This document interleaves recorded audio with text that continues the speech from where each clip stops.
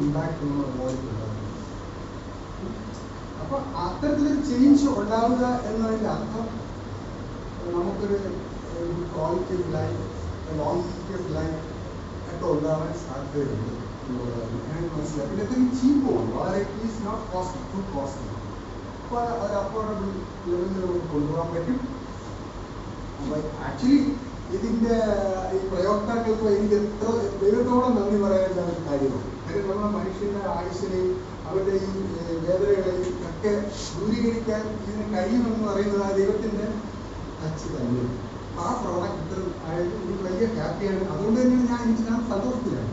കാര്യം എനിക്കൊരു ചാരിറ്റി പോലെയാണ് ഞാനിത് കാണുന്നത്. എന്നെ കഴിയുന്ന എല്ലാ വ്യക്തികളോടും എല്ലാ വേദന അനുഭവിക്കുന്നവരോടും ഞാനിത് ഷെയർ ചെയ്യുന്നത്. ഇത് ടൈം ഞാൻ ഓൾസോ മാനേജിങ് NGO.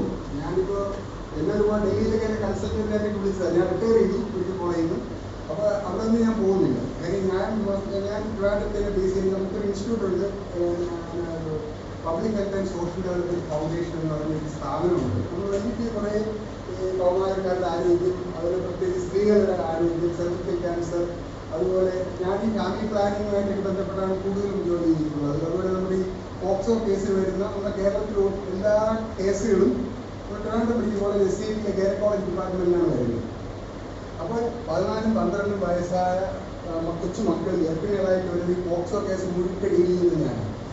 അപ്പോൾ എനിക്കൊരു 15 വർഷത്തെ പരിചയത്തിലുള്ളപ്പോൾ എനിക്ക് സത്യം പറഞ്ഞാൽ ആ ഓരോ മക്കളും ആ അമ്മമാരും വേദനിക്കുന്നത് ഞാൻ കണ്ടു പ്രവർത്തിച്ചു വന്നവരാണ്.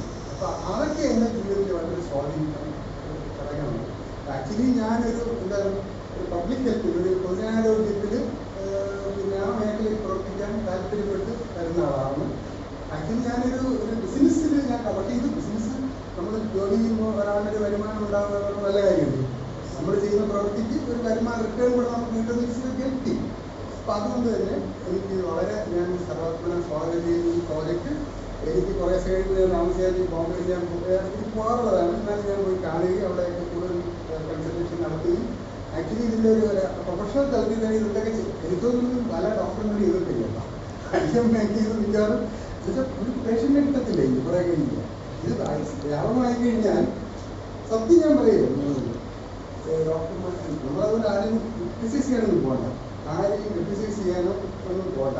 മറിച്ച് നമ്മളെ കഴിയുന്നതൊക്കെ ചെയ്യുക, ആൾക്കാർക്ക് വേണ്ടി ചെയ്തു കൊടുക്കുക എന്നുള്ള ഒരു കമൻറ്റാണ് എനിക്കുള്ളത്. Thank you.